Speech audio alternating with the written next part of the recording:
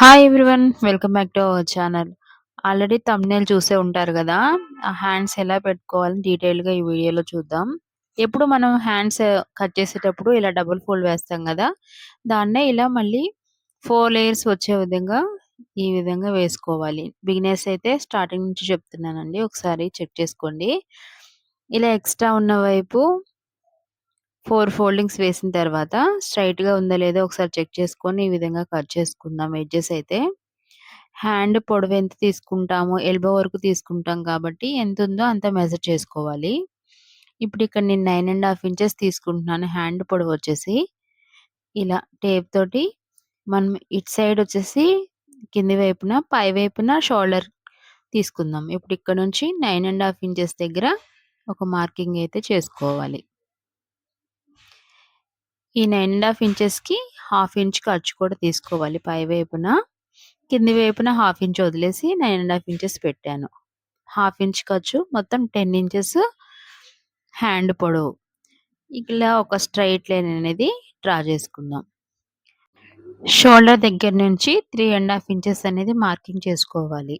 ఈ మార్కింగ్ ఎందుకు అంటే ఆర్మ్ డౌన్ తీస్తాం గదా! ఆర్మ్ డౌన్ అనేది ఈ 3 ½ ఇంచెస్ లైన్ మీద తీస్తే మనకి కర్వ్ అనేది నీట్‌గా వస్తుంది. ఇక్కడేమో హ్యాండ్ లూజ్ 6 ఇంచెస్ తీసుకున్నాను. ఆర్మ్ లూజ్ వచ్చేసి 8 ఇంచెస్. మొత్తం 16/2 చేస్తే 8 ఇంచెస్ వచ్చింది. సో, నేను 8 ఇంచెస్ దగ్గర మార్కింగ్ చేశాను.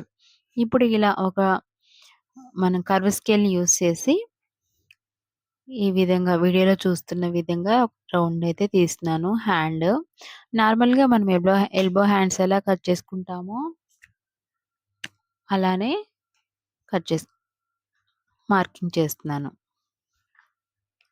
ఇలా క్రాస్‌గా డౌన్ అనేది నీట్‌గా స్మాల్ ఎస్ షేప్‌లో వస్తే హ్యాండ్ అనేది నీట్‌గా వస్తుంది స్టిచ్ చేసుకున్నప్పుడు ఇప్పుడు షోల్డర్ పాయింట్ నుంచి 4 ఇంచెస్ వరకు ఒక మార్కింగ్ అయితే చేసుకోవాలి. ఎందుకు అంటే ఇక్కడ పఫ్ రావాలి కాబట్టి మనకు ఆ పఫ్ కోసం 3 నుంచి 4 5 ఇంచెస్ వరకు కూడా తీసుకోవచ్చు హై పఫ్ కావాలంటే. ఇక్కడ నేను 4 ఇంచెస్ దగ్గర ఖర్చుతో కలిపి 4 ఇంచెస్ దగ్గర మార్కింగ్ చేసుకున్నాను. ఈ విధంగా మార్కింగ్ చేసుకున్న తర్వాత ఇక్కడ 2 ఇంచెస్ వరకు స్ట్రెయిట్ లైన్ డ్రా చేసి అక్కడి నుంచి ఇక్కడ మనం అంతకుముందు నార్మల్ హ్యాండ్ కర్వ్ తీసాం గదా! అక్కడి వరకు ఈ హ్యాండ్ అనేది లైన్ డ్రా చేసుకోవాలి. ఈ విధంగా డ్రా చేసుకున్న తర్వాత అదే లైన్ మీద మనం చూపిస్తున్న విధంగా కర్వ్ దగ్గర నుంచి ఈ విధంగా కట్ చేసుకోవాలి.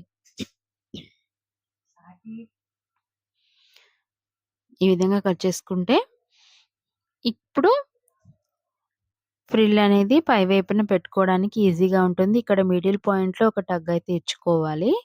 మనకి ఇక్కడ షోల్డర్ దగ్గర జాయిన్ చేస్తున్నప్పుడు ఈ టగ్ అనేది యూజ్ అవుతుంది. మిడిల్‌లో రావాలి అని బిగినర్స్‌కైతే అర్థం కావాలని చెప్తున్నానండి. ఇప్పుడు ఇక్కడ నేను కింది వైపు నుండి 3 ½ ఇంచెస్ దగ్గర ఒక లైన్ అయితే డ్రా చేశాను. ఎందుకు అంటే మనం ఇప్పుడు తీసుకుంటున్న హ్యాండ్ మోడల్‌కి ఇలా 3 ½ ఇంచెస్ దగ్గర మార్కింగ్ చేసుకొని ఇప్పుడు ఆర్మ్ డౌన్ ఉంది కదా! మిడిల్ పాయింట్ దగ్గర నుంచి ఈ 3 ½ ఇంచెస్ దగ్గర వరకు ఒక లైన్ అయితే డ్రా చేసుకోవాలి క్రాస్‌గా. ఇలా మిడిల్‌లో నేను డాట్ అయితే పెట్టాను. ఇలా చూపిస్తున్న విధంగా స్కేల్‌తో క్రాస్‌గా ఒక లైన్ డ్రా చేసుకుంటే పఫ్ అనేది లెఫ్ట్ సైడ్ వైపు వస్తుంది. రైట్ సైడ్ అనేది మనం పైపింగ్ వేసుకొని స్టిచ్ చేసుకోవచ్చు. ఇలా వీడియోలో చేస్తున్న విధంగా లైన్ అయితే డ్రా చేసుకొని దాన్ని యాజ్ ఇట్ ఈజ్ కట్ చేసుకుందాం. ఈజీగా స్టిచ్ చేసుకోవచ్చండి ఈ మోడల్ హ్యాండ్ అనేది. ఈ విధంగా కట్ చేసుకున్న తర్వాత ఇదొచ్చేసి హ్యాండ్ కింది వైపున ఉంటుంది. పై వైపున పఫ్ వస్తుంది. ఇలా 2 పార్ట్స్‌గా డివైడ్ చేసుకొని మెయిన్ క్లాత్‌ని కూడా ఇదే విధంగా కట్ చేసుకోవాలి. మెయిన్ క్లాత్‌ని ఇలా నేను అపోజిట్ కలర్ తీసుకున్నాను. స్క్వేర్ షేప్‌లో ఉన్నదాన్ని రెడ్ కలర్ కింది వైపున క్రీమ్ కలర్ క్లాత్ అనేది తీసుకున్నాను. డ్రెస్ హ్యాండ్స్ కాబట్టి నేను స్టిచ్ చేసేది డ్రెస్‌లో 2 కలర్స్ ఉన్నాయి. ఇలా ఒక పార్ట్ ఒక కలర్, ఒక పార్ట్ ఒక కలర్ తీసుకున్నాను. అపోజిట్ అయితేనే మనకి పఫ్ నీట్‌గా కనిపిస్తుంది. ఇప్పుడు వీడియోలో చూపిస్తున్న విధంగా ఈ స్క్వేర్ షేప్ ఉన్న వైపు ఇలా ఒక స్టిచ్ అయితే వేసుకోవాలి. నేనిక్కడ పైపింగ్ అనేది వేయట్లేదు. ఎందుకు అంటే ఆల్రెడీ 2 కలర్స్ వస్తున్నాయి కాబట్టి పైపింగ్ అనేది ప్రిఫర్ చేయలేదు. పైపింగ్ కూడా వేసుకోవచ్చు. నేనిప్పుడు ఇటువైపు స్టిచ్ వేసి అటువైపుకి టర్న్ చేస్తాను. పై వైపున స్టిచ్ వేస్తున్నాను టర్న్ చేసి.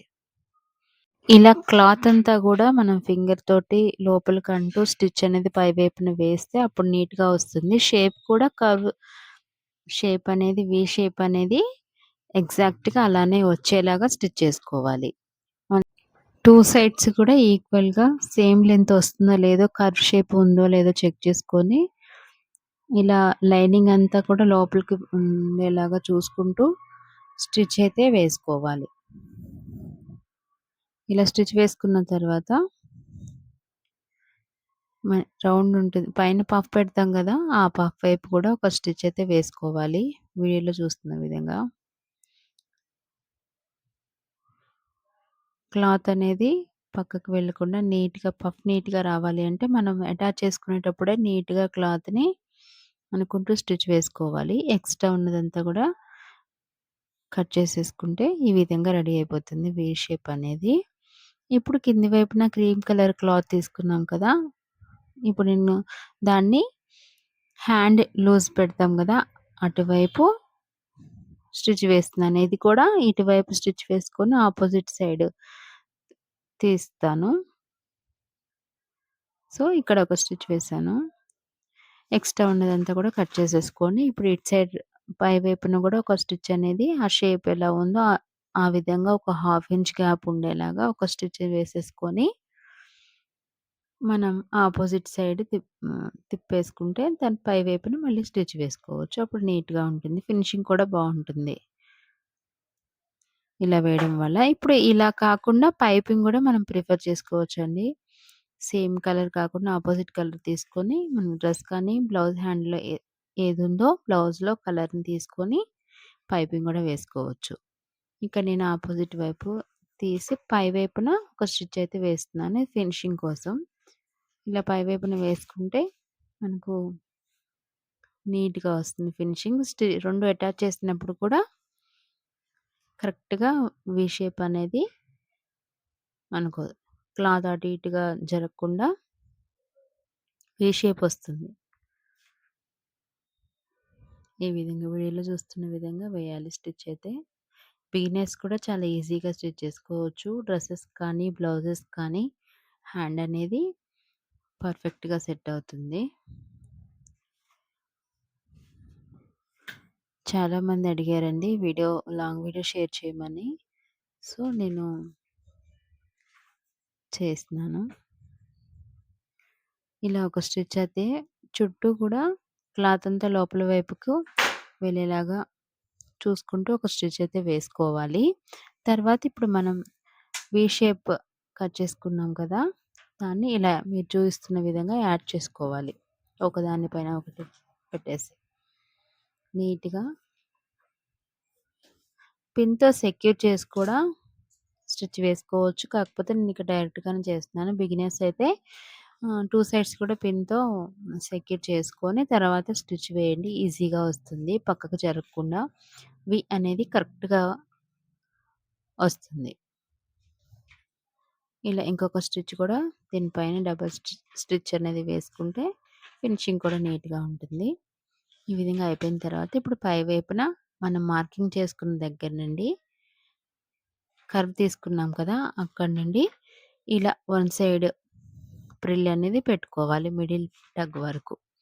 ఇప్పుడు మిడిల్ టగ్ నుంచి ఆపోజిట్ డైరెక్షన్‌లో ప్రిల్ అయితే పెట్టుకోవాలి. ఎందుకంటే పఫ్ నీట్‌గా రావడం కోసం అక్కడి వరకు ఈ డైరెక్షన్, ఇప్పుడు డైరెక్షన్ మార్చి ప్రిల్ అనేది అటువైపుగా పెట్టుకోవాలి. ఇప్పుడు ఎగ్జాక్ట్‌గా పఫ్ చాలా నీట్‌గా ఫినిషింగ్ కూడా బావుంటుంది. ఈ విధంగా పఫ్ అనేది పెట్టుకుంటే మనకి హ్యాండ్ అనేది రెడీ అయిపోతుంది. చూసారా? చాలా ఈజీగా స్టిచ్ చేసుకోవచ్చు ఈ హ్యాండ్ అనేది. 2 కలర్స్ ఫ్రాక్స్ కానీ, బ్లౌజెస్ కానీ ఉన్నప్పుడు సారీలో క్లాత్ యూజ్ చేసి కూడా మనం ఆపోజిట్ కలర్ వేస్తే క్లియర్‌గా, నీట్‌గా ఉంటుంది. ఎలా ఉందో లైక్ చేయండి. మన ఛానెల్‌ని సబ్స్క్రైబ్ చేయండి. ఇంకా మంచి వీడియోస్